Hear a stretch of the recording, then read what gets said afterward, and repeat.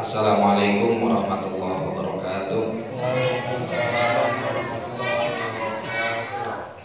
Alhamdulillah wassalatu wassalamu ala sayyidina maulana Rasulillah wa ala alihi wa ashabihi wa man tabi'ahu wa nasarahu wa wala ma ba'da. Faqad qala azza min qailin karim, a'udzu billahi minasyaitonir rajim. Bismillahirrahmanirrahim. Ya ayyuhalladzina amanu kutiba alaikumusiyam kama kutiba 'alal ladzina min qablikum la'allakum tattaqun. Wa qala Rasulullah sallallahu alaihi wa alihi wasallam fil hadits, man lam yada' qawla zuri wal amala bihi falaysa lillahi hajatun fi an yada'a ta'amahu wa syarabahu. Shadaqallahul azim wa shadaqa rasuluhun nabiyyul karim. Walhamdulillahi rabbil alamin. Yang saya muliakan, wabil khusus Ketua DKM Masjid Jami Al Jihad, yaitu Bapak Mayor Popon. Juga yang saya muliakan Wakil Ketua DKM Bapak Haji Deni. Kemudian yang saya muliakan Bapak Komandan Komplek, yaitu Bapak Kolonel Dasuki. Juga yang saya muliakan guru kami Sayyidil Habib Nagib bin Syekh Bakar bin Salim Hamid bin Syekh Bakar bin Salim, Allah bituli hayati. Amin. Juga jemaah sekalian, bapak-bapak, ibu-ibu, yang mohon maaf kalau nggak sebut namanya satu persatu. Mudah-mudahan tidak mengurangi rasa hormat dan takdim saya. Sebelumnya saya deg-degan juga ini ngelihat mejanya. Ini kayak meja buat akad nikah. Jadi saya mikirnya yang sebelah sini ada yang nawarin gitu. Jemaah sekalian yang dimuliakan oleh Allah, sore hari ini kita punya tema berpuasa bersama Rasulullah, gitu ya. Nah, berpuasa bersama Rasulullah. Saya mulai dengan satu pertanyaan. Kira-kira Bapak Ibu sanggup nggak berpuasa bersama Rasulullah? Nah, sanggup nggak nih? Oke, kita kasih sedikit sketsa puasa bersama Rasulullah. Dulu para sahabat radhiyallahu taala anhum mengalami satu peristiwa di bulan suci Ramadan. Di tahun pertama mereka berpuasa. Tahun pertama mereka berpuasa, mereka mengalami sebuah peristiwa besar, yaitu melaksanakan perang Badar. Perang Badar adalah perang pertama umat Islam, sekaligus terjadi di bulan Ramadan, yang mana di bulan tersebut pertama kali Nabi Muhammad SAW mendapatkan perintah puasa. Nah, ini nih puasa bersama Rasulullah. Sambil jihad, sambil perang, nenteng senjata, nggak sempat cari timun suri, nggak sempat cari kolak, nggak sempat ngabuburit di tengah padang pasir siang-siang. Nah, kalau sketsanya kayak gitu, sanggup nggak Pak? Kabur. Ibu-ibu sanggup nggak? Waduh, kita bersyukur alhamdulillah. Puasa yang kita lakukan semua dipenuhi dengan kemudahan. Puasa yang kita kerjakan semua didukung dengan kenikmatan. Sampai hari ini, sore hari ini kita melaksanakan pengajian di tempat yang mulia ini. Tempatnya Masya Allah adik-adik ya. Adik-adik puasa nggak nih? Hah? Adik-adik puasa nggak? Mau dapat kolak mau? Mau dapat kolak nggak? Nah, kalau mau yuk kita sama-sama ngaji bentar ya. Saya minta adik-adik sebentar untuk nunda ngobrolnya, nunda bercandanya. Ntar kita lanjutin lagi ketika kita buka puasa. Ya. Nah, kita sekarang enak Pak. Kita duduk di atas karpet, ya. Hujan turun tapi AC dinyalain, ya kan? Nyaman. Nah, maka dari itu pertanyaannya, cocok gak sih kita dikasih judul puasa bersama Rasulullah? Toh sketsanya aja berbeda. Beliau dan para sahabat mengalami puasa dengan ujian yang amat sangat besar. Ujian kita apa sih? cuman warteg setengah hordeng kok, ya kan? Ujian kita cuma itu. Nah, tapi bisa nggak kita berpuasa bersama Rasulullah dengan keadaan yang sangat kontras antara kita dengan baginda Nabi Muhammad Shallallahu Alaihi Wasallam? Jawabannya bisa.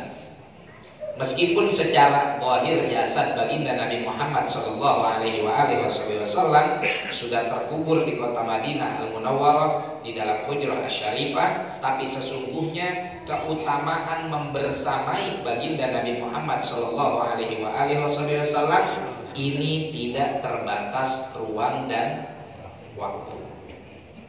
Jadi kita jangan lagi terperangkap kepada pemahaman yang menyatakan bahwasanya alam barzakh dan alam dunia gak bisa berinteraksi. Kalau alam barzakh dan alam dunia itu terpisah, itu betul.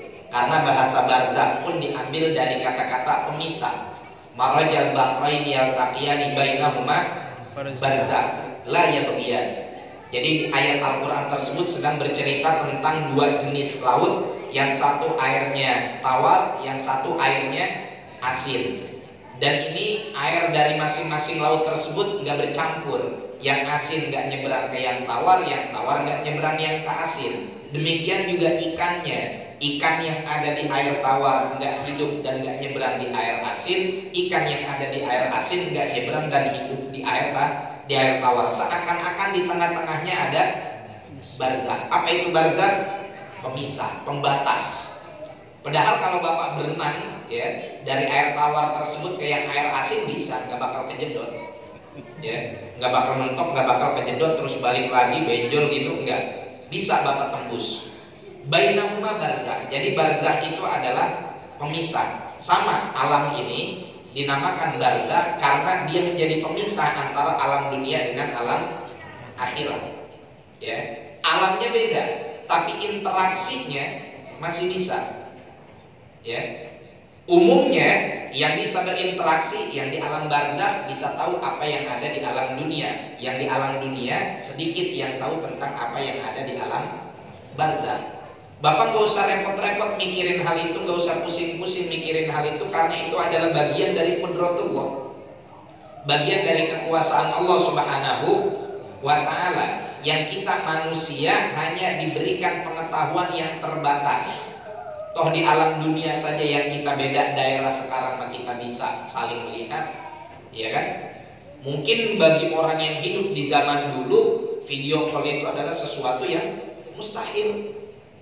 Bagi orang yang hidup di tahun 1800, ya, yang hidup di tahun 1700, kalau ngelihat gadget terus tiba-tiba di layar tersebut ada orang dari lain daerah terus ngobrol, ya, mungkin bagi mereka itu bikin aneh.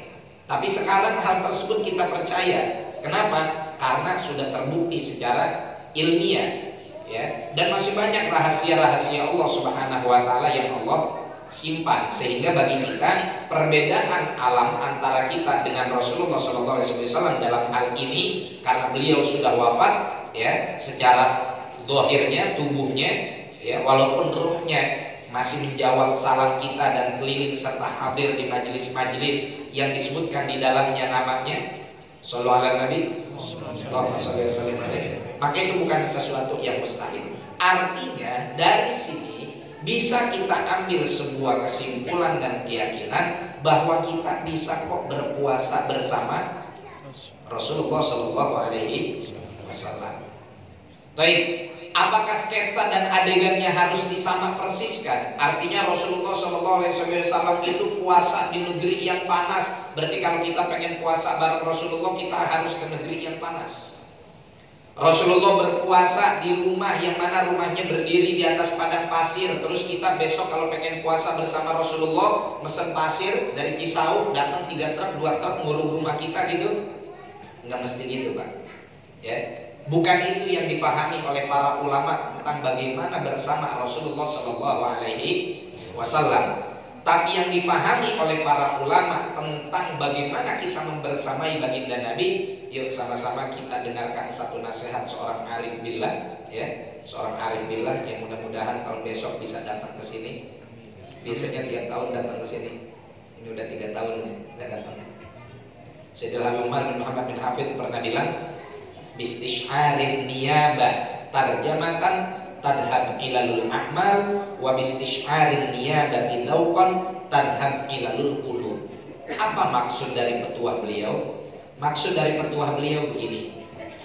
Kalau kita melakukan satu praktek ibadah, lalu kita hadirkan di dalam hati kita bahwasanya kita ini adalah wakil dari Rasulullah, ya, bahwasanya kita ini adalah replika Rasulullah, bahwasanya kita ini adalah fotokopinya Rasulullah, ya. Untuk bisa sampai fotokopi plak 100%, ya siapa kita? Nggak mungkin sama, ya, nggak mungkin sama. Tapi maksudnya gimana? Bistish'arin niyabati tarjamatan. Apa yang dilakukan oleh baginda Nabi Muhammad SAW di dalam setiap praktek ibadahnya, itu yang kita hadirkan dalam praktek ibadah kita. Maka apa yang terjadi? Tadhab ilalul a'mal. Natijahnya, hasilnya, amal kita nggak akan ada cacatnya. Maka untuk membersamai baginda Nabi Muhammad SAW di dalam puasa kita, dan bukan hanya di dalam puasa kita, Pak, ya, bidang ini luas. Bisa di dalam sholat kita, ngaji kita, tahajud kita, witir kita, sedekah kita, silaturahim kita. Di dalam setiap aktivitas kebaikan yang dibenarkan oleh agama, yang diajarkan oleh agama, di situ kita bisa menghadirkan Rasulullah. Caranya dengan apa? Dengan dua. Satu, persiskan perbuatan kita dengan perbuatannya agar tidak ada cacat zahir di perbuatan kita. Lalu tautkan hati kita dengan hatinya agar amal kita menjadi ikhlas. Itu kuncinya. Selesai kan? Wallahu a'lam bishawab. Assalamualaikum warahmatullahi wabarakatuh. Itu kuncinya, Pak. Dua itu selesai. Ya, yang pertama kita persiskan amalan kita dengan amalan Nabi. Yang kedua kita tautkan hati kita dengan hati Nabi. Nah, satu ketika Rasulullah SAW pernah bersabda, ya, man ahya sunnati faqad ahabbani wa man ahabbani kana ma'i fil jannah. Barang siapa yang menghidupkan sunnahku, maka sungguh dia telah mencintaiku, kata baginda Nabi. Dan barang siapa yang mencintaiku, maka dia akan bersamaku di dalam surga. Tuh, Pak. Jadi kalau kita pengen kebahagiaan yang hakiki dan abadi di alam akhirat nanti, tempatnya di mana? Surga kan? Di surga. Gimana tuh biar kita bisa masuk surga? Gimana biar kita bisa masuk surga? Nyogok malaikat Ridwan dengan cek kosong. Mentang-mentang pejabat gitu, ya, atau mentang-mentang menteri, atau mentang-mentang orang yang depositonya nggak ada limitnya, ya, nyogok malaikat Ridwan supaya kita bisa masuk ke dalam surga. Enggak, malaikat Ridwan nggak bisa disogok, Pak. Ya, malaikat Ridwan nggak terima gratifikasi, malaikat Ridwan nggak terima parsel lebaran, ya. Tapi apa supaya kita bisa masuk surga? Harus mencintai Rasulullah. Karena tadi Rasulullah bilang, wa man ahabbani kana ma'i fil jannah. Orang yang mencintaiku maka dia akan berada di surga bersamaku. Berarti tiket masuk surga itu adalah cinta kepada Nabi. Gimana sih cinta itu? Gimana itu cinta? Cinta itu kan perasaan yang sulit untuk dipahami dan dimengerti serta sulit untuk dikasih definisi, ya. Tapi umumnya cinta mudah untuk diekspresi. Dia sulit dikasih definisi, tapi mudah untuk dikasih ekspresi. Contoh sederhana, Bapak cinta sama istri. Cinta sama istri, Pak? Cinta. Apa definisi cinta Bapak sama istri? Oh, sulit didefinisikan. Tapi bisa Bapak ekspresikan? Bisa. Contohnya apa? Saya lagi main karambol nih, jam 10 malam. Baru menyentil, bini nelfon, "Papa, pulang." Pulang saya, Pak. Pulang. Cinta bukan tuh? Takut. Itu mah takut. ya wajar lah. Tinggal di rumah bini gitu. Cuman modal kolor doang. Ya. Apa alamat cinta kepada istri? Nah, istri cinta apa? Kita beliin. Istri ngajak kemana? Kita turutin. Ya kan? Artinya apa? Di antara tanda cinta itu adalah kita nurut terhadap apa yang diperintahkan oleh orang yang kita cintai. Satu ketika Imam Malik bin Dinar pernah ditanya, "Ya Imam, kapan saya ini disebut sebagai seseorang yang sudah dikatakan mencintai?" Dijawab oleh Imam Malik bin Dinar, "Kamu sampai kepada level kamu itu cinta kepada seseorang atau kepada satu sosok apabila kamu mampu mengorbankan egomu untuk melaksanakan dan menuruti apa yang orang kamu cintai, sedangkan itu adalah sesuatu yang kamu benci." Nah, itu baru namanya cinta. Itu baru namanya cinta. Lah kan kita dikasih tema Ramadan bersama Rasulullah, puasa bersama Rasulullah. Ngapain kita minta bersama Rasulullah kalau bukan karena cinta kita kepada beliau? Ya enggak? Kita milih membersamai beliau lantaran kita memilih untuk mencintai beliau. Kita ini milih untuk bersama seseorang, ya. Kita milih, ya udah deh saya sama dia karena kita cinta sama dia. Karena kita senang sama dia, karena kita ngefans sama dia, ya. Sama seperti yang dilakukan orang-orang sampai rela tahunan, ya, sampai rela berbulan-bulan nabung duit 3 juta hanya untuk beli tiket konser. Ya, itu apa dia pilih begitu? Pasti dasarnya cinta. Ya, kalau nggak cinta, seperti yang nggak nonton, ya ngapain? Keluar duit mahal-mahal hanya untuk sekali nonton konser 3 juta, la ilaha illallah, ya. Desek-desekannya lama, berangkatnya dari pagi, nonton konsernya cuma sejam setengah, mending 3 juta kasih anak yatim dan mama yatim.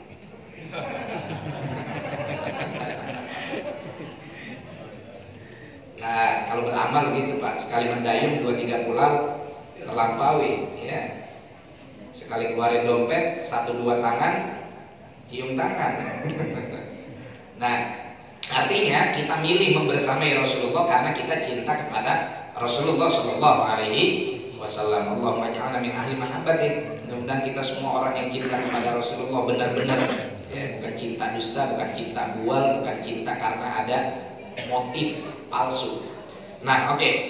Dari sini kita berangkat bahwa cinta kita kepada Rasulullah ya harus kita ekspresikan, bukan hanya untuk kita definisikan. Karena apa artinya kita mendefinisikan cinta kalau kita nggak bisa mengekspresikannya? Maka apa ekspresi dari cinta tersebut? Ekspresi dari cinta tersebut ya balik ke kepala hadis tadi, Ihya'us Sunnah. Jadi kan susunan hadisnya begitu. Man ahya sunnati, 1. Ini palanya nih. Faqad ahabbani, 2. Wa man ahabbani kana ma'i fil jannah, 3. Pala, tengah, buntut. Ya. Ini biasanya kan orang kalau goreng ikan dipotong 3, pala, tengah, buntut, ya. Tapi kalau saya nggak pernah makan ikan itu tengahnya, nggak doyan. Karena tengahnya ikan tulang. Tengahnya ikan tulang, ya nggak? Iya. Tengahnya ikan tulang, jadi kita nggak mau. Nah, ini kita punya keinginan pengen di surga. Loncat tuh berarti kita punya keinginan pengen di surga karena kita tahu surga itu adalah lambang keselamatan, surga itu adalah lambang keridhaan Allah, surga itu adalah lambang kenikmatan. Orang yang tengah hari siang Ramadan, jangankan dia minum air mineral, tengah hari Ramadan dia minum khamr, ditanya, "Coy, mau masuk surga nggak?" Apa jawabannya? Mau. Pasti mau. Karena semua orang tahu bahwa surga itu lambang keselamatan. Ya, cuman akhir zaman ini aja memang yang iblis manusianya makin sadis begitu dibilang termasuk neraka. Enggak apa-apa enak di neraka ketemu Michael Jackson. Bisa party bareng. dinasihatin malah nyawut begitu. Belum tahu aja rasain api neraka. Ya, baru kena bara korek aja, baru kena bara rokok aja ngabrit. Udah, karena kita punya cita-cita pengennya di dalam surga, ya surga butuh tiket. Tiketnya apa? Mahabbah pada Rasulullah. Mahabbah kepada Rasulullah ini rasa yang harus diekspresikan. Kalau rasa doang tapi nggak diekspresikan, kita nggak akan merasakan kenikmatannya, Pak. Ya, Bapak dikasih tahu, Pak, gimana sih rasanya buka puasa pakai es buah yang buahnya lengkap, terus abis itu makannya nasi timbel, ada ikan pedanya, sama sambal limu, sama sayur asem. Ngiler nggak, Pak? Ya aduh. Tapi kenyangin perut gak? Karena cuman rasa doang, cuman bayangan doang. Yang enak gimana? Ekspresikan. Entar begitu ada, sediain. Sediain. Kita aksi, kita makan, baru di situ muncul rasa kenikmatan yang hakiki. Perumpamaan seperti ini sama dengan orang yang mengklaim cinta kepada Nabi. Kalau cuma dia mengklaim cinta doang tapi nggak mengihya sunnahnya, nggak menghidupkan sunnahnya, sama seperti orang yang berangan-angan ntar buka puasa pakai sirup marjan dan lain-lain sebagainya, terus nasinya nasi timbel, dikasih tekokak, dikasih pete, dikasih jengkol, ya kan? Dikasih apa lagi? Udah macam-macam deh. Terus begitu beduk maghrib yang ada Indomie. Jauh panggang dari api, ya, nggak nikmat, ya. Nah, artinya apa? Klaim cinta kita kepada baginda Nabi Muhammad SAW harus kita ekspresikan, harus kita buktikan. Buktikannya dengan apa? Ihya sunnah. Kenapa saya panjang lebar membahas ini? Karena ihya sunnah ini, Pak, disinilah kita membersamai Rasulullah. Kenapa di sini kita membersamai Rasulullah? Satu ketika guru dari para guru-guru kami, Syekh Ali Jum'ah, Syekh Nuruddin Ali Jum'ah, Mufti Diyal Al-Misri As-Sabiqan, Mufti Mesir yang lalu. Kalau Mufti Mesir sekarang itu Syekh Syauqi Alam. Tapi ulama-ulama Azhar yang sekarang, ya, sanadnya mesti tersambung kepada Syekh Ali Jum'ah. Syekh Ali Jum'ah pernah bilang begini dalam satu majelisnya, hadits man ahya sunnati faqad ahabbani, itu yang tercetak di kitab-kitab yang dijual, Pak. Ya, kitab yang kita beli. Karena gini, sebelum di situ sedikit saya kasih informasi bahwa dalam ilmu hadis itu adalah ilmu yang mempelajari bagaimana riwayat hadis itu datang dari Rasulullah sampai ke kita. Itu harus ada yang namanya mendokumentasikan hadits Rasulullah. Mendokumentasikan Rasulullah, ilmu yang mempelajari mendokumentasikan hadits Rasulullah, itu mendokumentasikan harus dengan dua cara. Satu tertulis, dua dihafal. Satu ditulis, dua dihafal. Nulis doang enggak ngapal, nah ini masih dipertanyakan. Ngapal doang enggak nulis, ini masih mending, ya. Jadi yang lebih tinggi nilainya itu dia harus hafal. Karena kalau nulis doang nggak dihafal, rentan di apa kalau istilahnya bahasa Indonesianya itu tashrif, ngerubah-rubah kalimat hasil karya orang, apa tuh bahasanya? Diedit, ada bahasa ininya, bahasa apa namanya ilmiahnya tuh. Jadi plagiat. Kalau plagiat itu kan meniru. Ini dia merusak inian orang, merusak karya orang gitu, dirubah-rubah sama dia. Ya, karya orang A dirubah dia hurufnya, pokoknya gitu deh, ya. Nah ini rentan seperti itu. Dan juga kalau nggak hafal, cuman tahu di kitabnya doang atau tahu apa yang namanya tertulisnya doang, ini masih belum diyakini, ya, masih belum dianggap keren lah. Makanya ada guyonan di antara kita para santri. Dulu santri rajin ngapal hadis sehingga gelarnya muhaddits. Orang yang hafal banyak hadis. Kalau sekarang orang malas ngapal, bukunya ditaruh di iPad, bukunya ditaruh di memori, sehingga gelarnya bukan lagi muhaddits tapi muhardis. Muhardis, ya, karena dia disimpan di dalam hadis. Tinggal buka maktabah Syamilah. Nah, kata Syekh Ali Jum'ah, yang dihafalkan dan diriwayatkan dari para guru-guru kita sampai kepada kita ada dua sighah, ada dua redaksi. Yang pertama yang itu tadi seperti yang tertulis ya, man ahya sunnati faqad ahabbani wa man ahabbani kana ma'i fil jannah.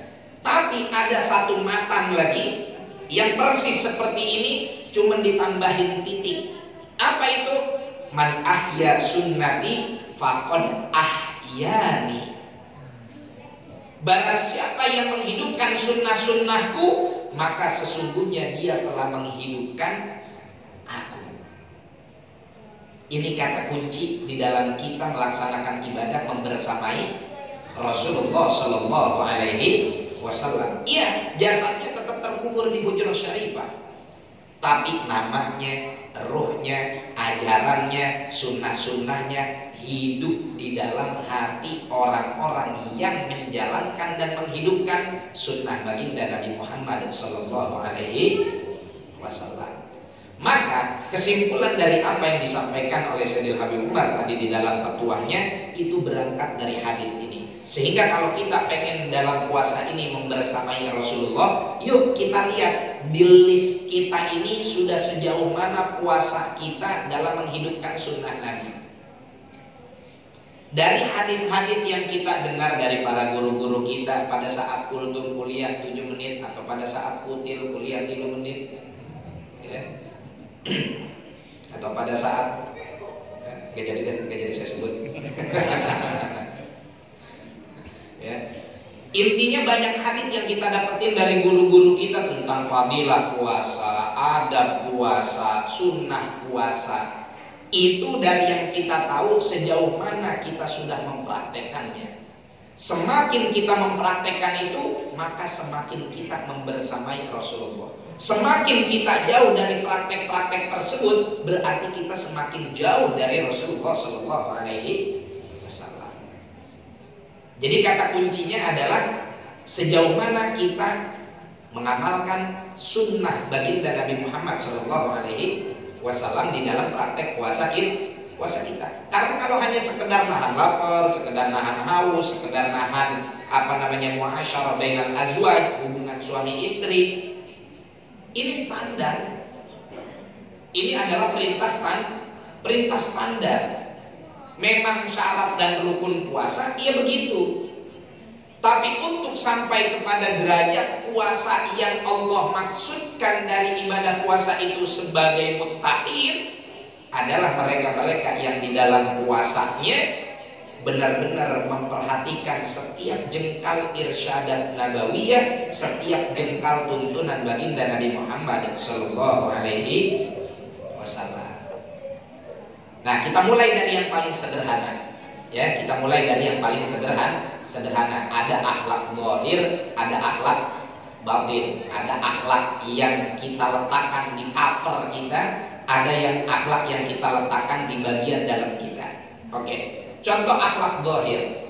Ya, contoh akhlak zahir atau sunnah-sunnah zahir. Contoh sunnah-sunnah zahir yang pertama, Rasulullah ngajarin kita sahur. Sahur itu sunnah Nabi. Jadi jangan mentang-mentang kita kemarin sebelum Ramadan udah menjadi anggota binaraga, terus kita merasa fisik kita keren, apalagi kita pernah misalkan mohon maaf pernah dilatih untuk bisa survive di hutan 3 hari 3 malam nggak makan, nggak minum sebagai tentara misalkan. Terus mentang-mentang udah jadi pensiunan tentara, begitu datang bulan puasa saya kagak mau sahur. Saya masih mau ngetes nih keahlian saya dulu waktu jadi tentara di tengah hutan, nggak makan 3 hari, nggak minum 3 hari, masih sanggup nggak? Puasa cuma 12 jam doang kok. Secara ibadah sah nggak? Sah. Karena sahur itu bukan rukun puasa, bukan pula syarat puasa. Jadi kalau bapak malam-malam nggak sahur, sah-sah aja, ya. Cuman jangan mentang-mentang malam nggak sahur terus tiba-tiba baru jam 8 pagi udah sahur. Itu sih kagak niat puasa. Ya. Nah, karena sahur ini sunnah Rasulullah, sekuat apapun badan kita, setangguh apapun kita, laksanakan sahur tersebut. Tasahharu fa inna fis sahuri barokah. Sahurlah kalian, karena di dalam sahur terdapat keberkahan. Itu bukan wajib, itu perintah sunnah dari baginda Nabi. Tapi karena saya pengen menghidupkan Rasulullah, maka saya sahur. Maka saya melaksanakan sahur. Ini contoh sunnah dhahirah. Kemudian juga disunnahkan takhirus suhur, agak sedikit mengakhirkan sahur dengan tetap meletakkannya sebelum waktu imsak. Ini mentang-mentang dibilang, tadi kita dengar kajian sunnah Nabi mengakhirkan sahur. Besok muadzin di al-jihad udah hayya Rasulullah, dia masih di atas kloset sambil ngisep rokok.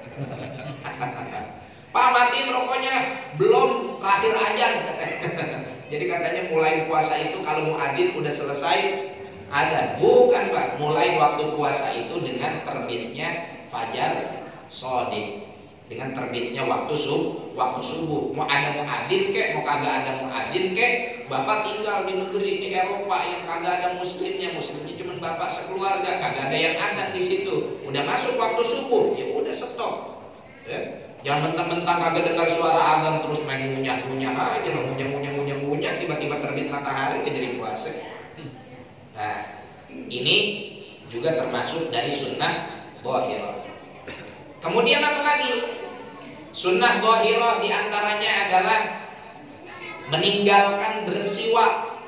Walaupun di sini ada khilaf sih di kalangan para ulama ya. Ada khilaf di kalangan para ulama, ada yang tetap mensunnahkan siwak sepanjang hari, dari subuh sampai maghrib walaupun lagi puasa, dengan syarat Bapak yakin nggak ada madah atau materi yang masuk ke tenggorokan kita. Ini yang dikatakan oleh Imam An-Nawawi.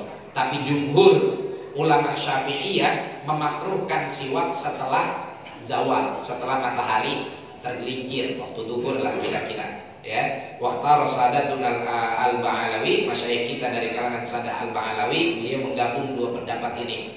Sunnah bersiwak sampai asar, habis asar makruh. Ya, sunnah bersiwak sampai asar, habis asar makruh.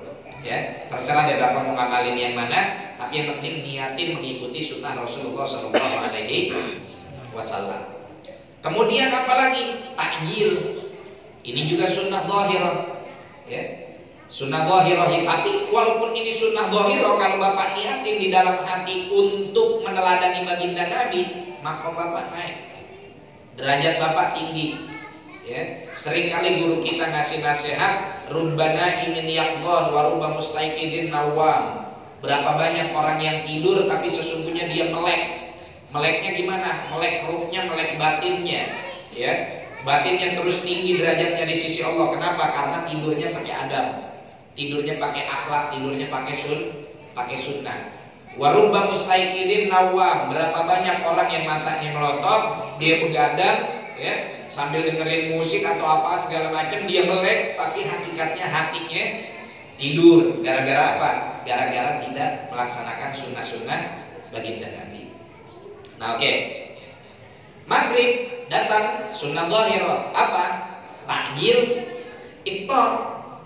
Ya, jangan nunda-nunda. Udah masuk waktu maghrib, segera batalkan puasa. Itu pahala, Pak. Masya Allah. Ya. Jadi sesuatu yang udah jadi larangan udah jangan kita langgar. Toh kalau udah waktunya kita berbahagia juga kita dianjurkan untuk menyegerakan kebahagiaan tersebut.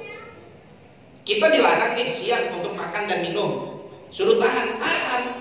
Jangan merasa beban, jangan merasa berat. Kenapa? Ntar juga kalau udah waktunya buka mah, bahkan kalau Bapak dengan sengaja nunda-nunda buka puasa, ntar aja lah, karena masih kuat, makruh. Makruh. Walaupun tidak dosa, tapi Allah kesel. Ya. Sebaiknya apa? Malah kita disuruh bersegera untuk membatalkan puasa kita. Ini akhlak dhahir. Ya, masih banyak akhlak yang lainnya, akhlak dhahir. Akhlak batin. Ya.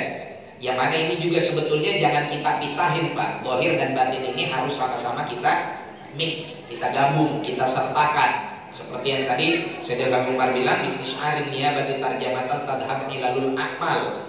Ya, dengan kita melaksanakan segala ibadah itu persis dengan yang Rasulullah kerjakan, maka amal kita sah. Bisnis'arin niyabati dauqan tadhab ilalul qulub. Dengan kita menghadirkan Rasulullah di hati kita, maka amal kita jadi ikhlas. Nggak ada penyakit di hati kita. Nah, apa amal qulub? Ya, sunnah-sunnah hati yang harus kita kerjakan selama berpuasa. Banyak sekali Pak. Setidaknya puasa kita mengajarkan kita untuk juga mempuasakan seluruh anggota tubuh kita dari maksiat.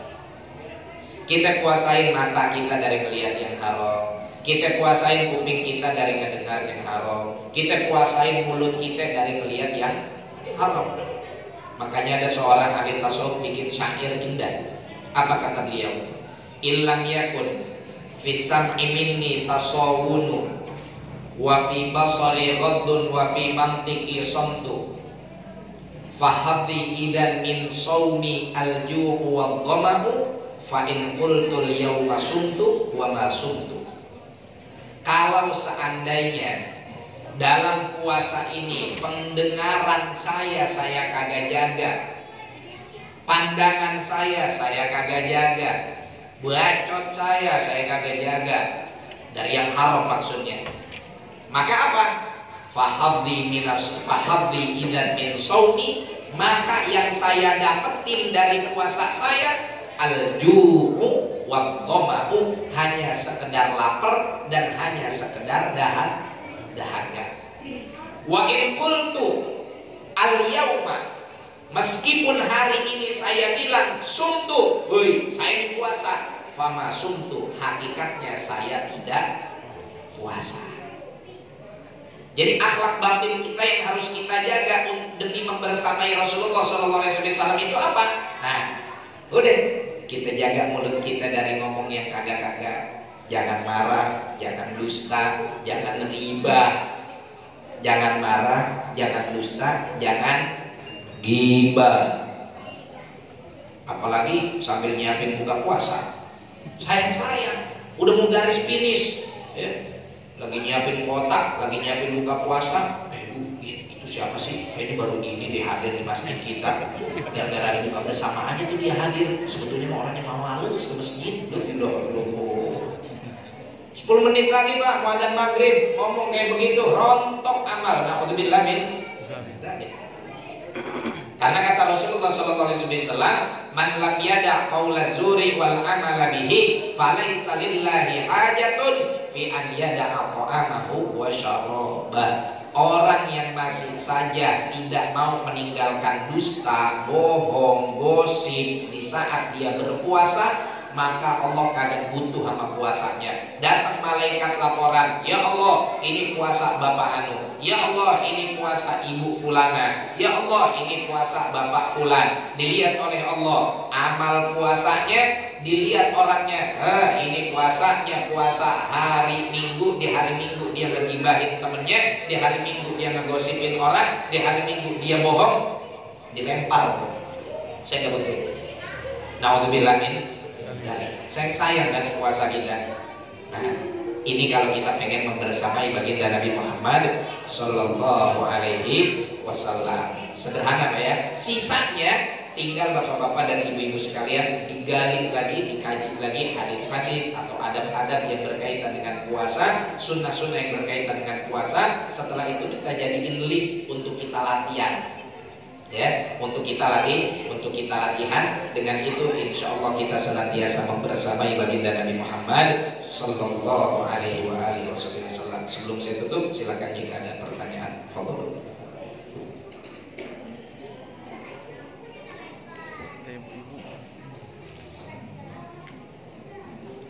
Alhamdulillah kalau nggak ada. Marhaba. Tadi kan disebut ada hadis yang dihafal, ada yang ditulis. Iya. Zaman sekarang apa masih ada orang yang megang ada hadis yang hafalan tapi tidak tertulis itu? Oke. Katanya Habib, zaman sekarang masih banyak gini. Zaman sekarang banyak yang menghafal tapi nggak menulis. Maksudnya gimana? Contoh, dulu Al-Imam Bukhari itu menghafal sekaligus menulis, ya kan? Beliau hafalkan hadits-hadits dari yang beliau ketahui dari para masyaikhnya, kemudian yang ada di hafalan beliau tuliskan, beliau dokumentasikan. Jadi Sahih Bukhari, jadi Adabul Mufrad, ya, jadi Al-Mu'jam Al-Kabir dari Imam Bukhari. Baik. Nah, sekarang ini justru umumnya atau banyaknya kita hanya sekedar menghafal tapi tidak menuliskan. Kenapa? Karena yang kita hafal pun itu dari kitab-kitab hasil tulisan para ulama terdahulu. Maka dari itu sekarang banyak madrasah yang memberikan kurikulum kepada santrinya untuk ngafalin Riyadhus Shalihin, ngafalin Sahih Bukhari, ngafalin Sahih Muslim dan lain-lain. Meskipun ada beberapa ulama hadits yang khas, mereka menghafalkan sekaligus mendokumentasikan beberapa hadits yang jarang dan tidak termaktub di kitab-kitab ummahatus sittah istilahnya, ya, atau di kitab-kitab yang besar yang mereka hanya dapatkan dari lisan-lisan guru-guru mereka. Nah, itu mereka tuliskan, seperti ada yang mulai menulis Musnad Sayyidatina Fatimah Az-Zahra, kemudian hadits-hadits yang khusus diriwayatkan oleh Sayyidina Ali, itu banyak sekali. Menghafal hadis tanpa pengamalan ada hukumnya? Baik, menghafalkan hadis tanpa pengamalan. Karena banyak. Kita lihat dulu haditsnya yang mana, ya. Hadits itu kan kandungannya banyak. Kalau hadits itu berbicara tentang at-targhib, kemudian tuntunan, anjuran, tuntunan, maka kalau kita hanya sekedar menghafalkan lalu kita tidak mempraktekkan atau sengaja menghafal dan tidak kita amalkan, ini masuk ke dalam ancaman Allah Subhanahu wa taala, ya ayyuhalladzina amanu lima taquluna ma la taf'alun.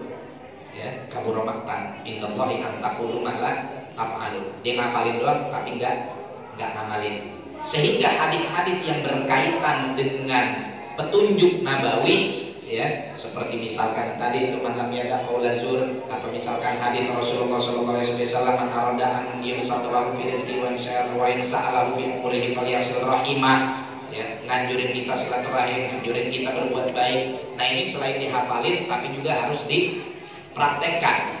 Tapi kalau hadis-hadis yang lain yang sifatnya bukan bukan anjuran, bukan tuntunan, ya, seperti hadis tentang keutamaan umat-umat terdahulu, atau hadis yang berbicara tentang bagaimana Rasulullah pada saat berperang yang di dalamnya murni hanya sekedar cerita, ya, maka ya nggak harus kita amalin. Intinya gini, kalau di situ ada pesan nabawi untuk kita praktekkan dalam kehidupan kita, ya harus kita amalin, amalin. Tapi kalau di dalamnya tidak ada pesan nabawi yang secara langsung harus kita praktekkan, maka kalaupun kita nggak amalkan, hanya sekedar menghafalkan, nggak menjadi masalah. Terima kasih. Sama-sama.